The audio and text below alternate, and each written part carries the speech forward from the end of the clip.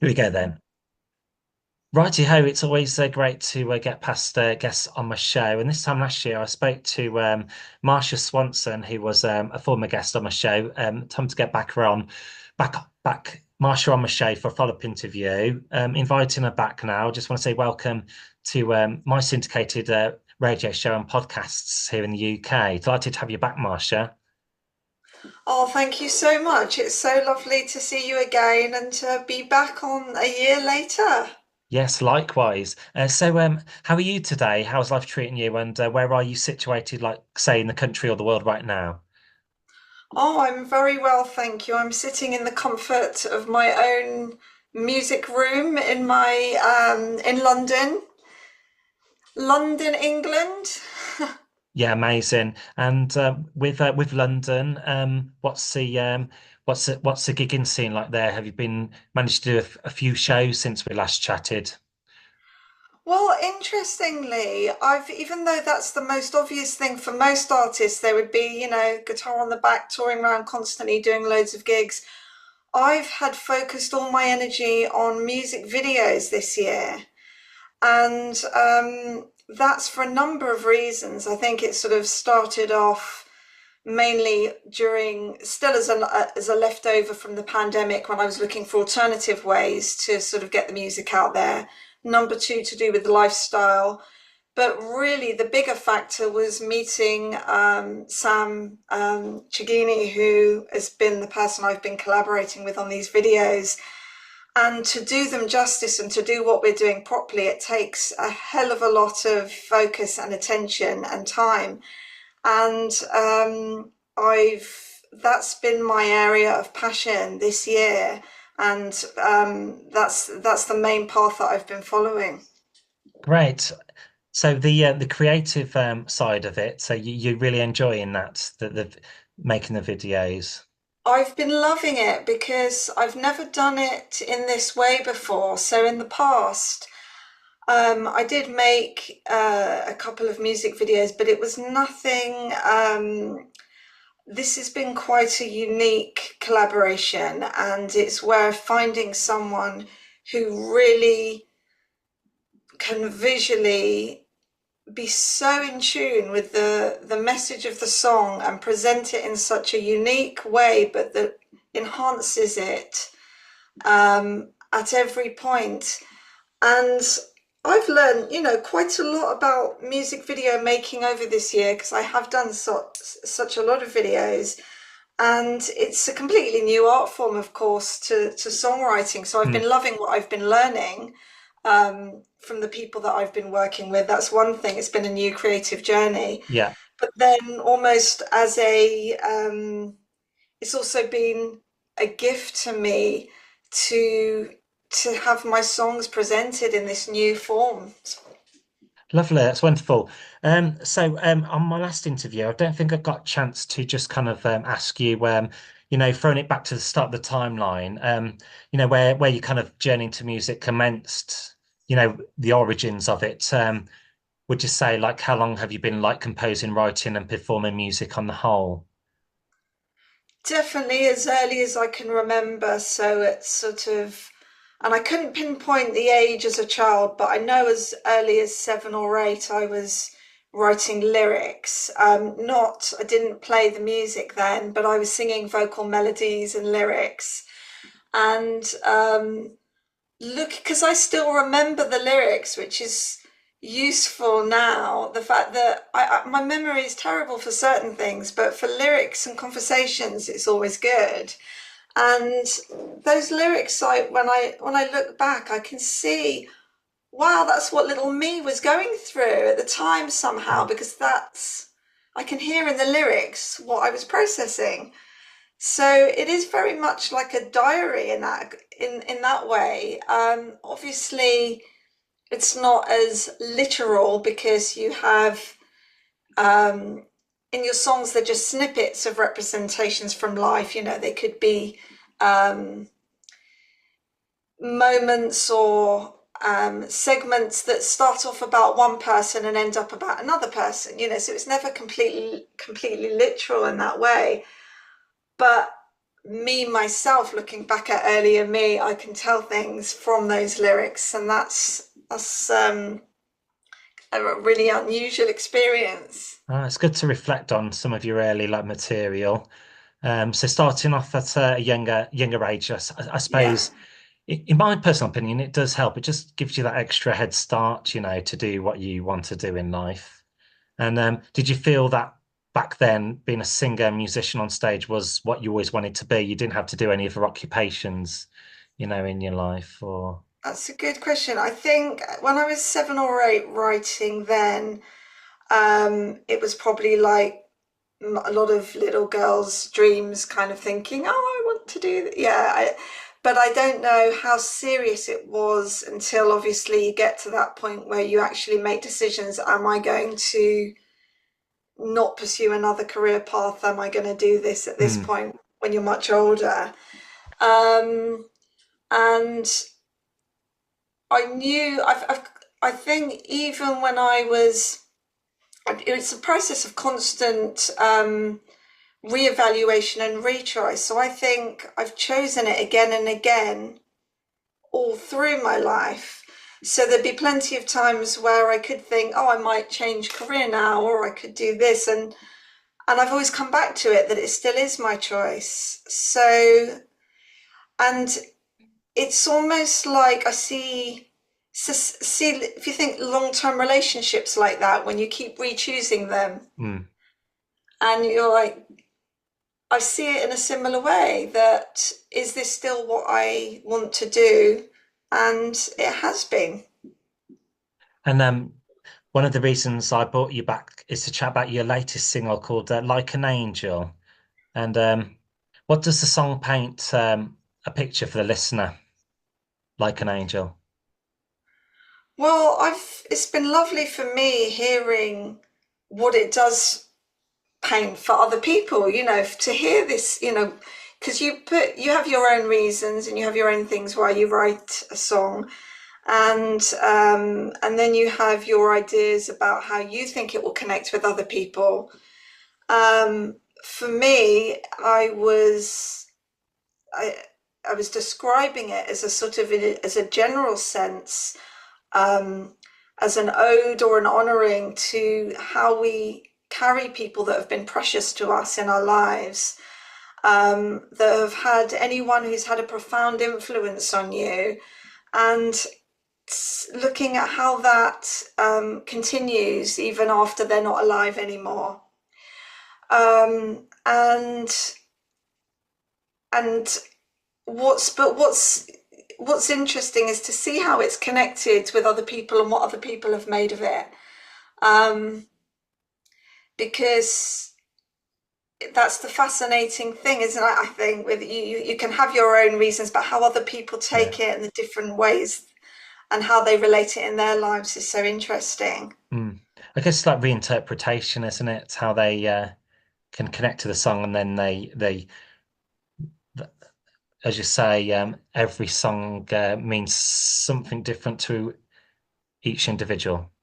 Exactly. Yeah. Mm. But it's nice when if it feels so far from the responses that the meaning's very much, or there's a feeling that's embedded in the music that does translate Mm. over. Of course. And I like the artwork cover to Like an Angel as well. When you listen to it on the Spotify, it comes up with like the artwork. Where did your creative inspiration for that come about?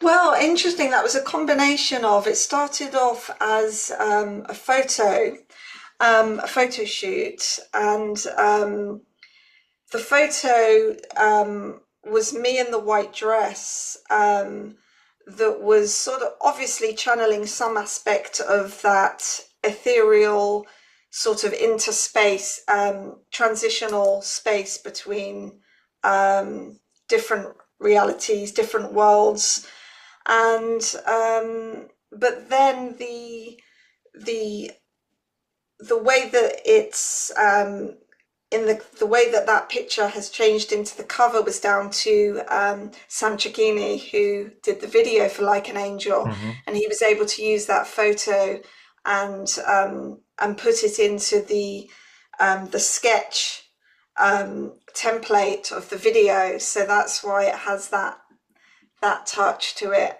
which works so beautifully Yeah. with your, which we'll see when the video comes out. Sure. Actually, one of my next questions was going to touch on, when there will there be an accompanying music promo video for Like an Angel being released? Absolutely, Right. yeah, that's what's going to be coming soon, probably in the next few weeks. And there will be, once I've got an actual date, you'll see that on the socials and on Spotify for Yeah. sure. Yeah. Yeah. So at the end of the interview, we'll get you to share like all your social media platforms so our listeners can give you a follow to when for all future updates. Yeah, definitely. Yeah, that's there's a teaser of the video that's out now on YouTube, and that gives certainly a good hint of what's to come. Yeah. Um, but it's done in a way that it does not reveal all as well. So there's definitely surprise elements Yeah. to come with that video. And what I enjoy about discovering new artists when they release new songs, I can look at their past work. And one of my next questions is just touching on one of the songs that's still doing well for you is Happy Ever After. Would you say this song has always been one of your personal favorites? Oh, that's a good question. I find it so hard to say what my personal favorites are because they change with my mood Hmm. so much. And I often think that the last one that I've done is my favorite, maybe because that's the most updated version of me, Hmm. of what I'm trying to communicate. So it's me at my oldest and wisest will be the last one. And then, but I love Happy Ever After. Um, Happy Ever After was a real watershed sort of moment in my life of sort of dealing with expectations. What are our expectations in life, whether it's of our family or our work, or how we deal with changes to expectation and how we sort of navigate that in our lives. Hmm. Um, and I suppose for me, pretty much most of my songs in a way are watershed moments because I only write them once I feel I've understood something. Would you say a lot of the music you write are from like personal experiences? I would say a majority of the ones that I write on are from my own, some sort of, it doesn't have to necessarily be, it could be something that I've seen or observed in someone else, not necessarily always, but it's connected to my own in my own life because it's something I've learnt or something Yeah. I've personally gone through.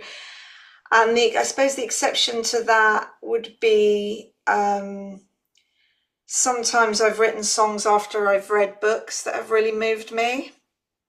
But again, even when I've done that, it's how reading that book has related to something I've thought about in my own life. So there is still that connection to Yeah. my own experiences, and it might be then my interpretation of what I've read in another piece of art. That's interesting. Another track you released in not so long ago, a couple of years back now, 2023, was called Facing Life as well. I like your piano chords on this one, the instrumentation. Oh, thank you. Did you That's nice. did you play that personally yourself? Are you a piano player? Yeah, I write all of my songs on the piano, first of all. And I used to, in my earlier albums, it was me playing the piano on them as well. But then when I started to work with incredible pianists, I obviously chose to use them instead because it was hard to go backwards after working with these people. Mm. Um, However, yeah, Facing Life started off as me writing it on the piano. And I remember that my daughter, who was quite young at the time, just started sort of dancing to it as I was writing it quite expressively. And I remember thinking, oh, that's exactly what I'd want to have in a video of this song.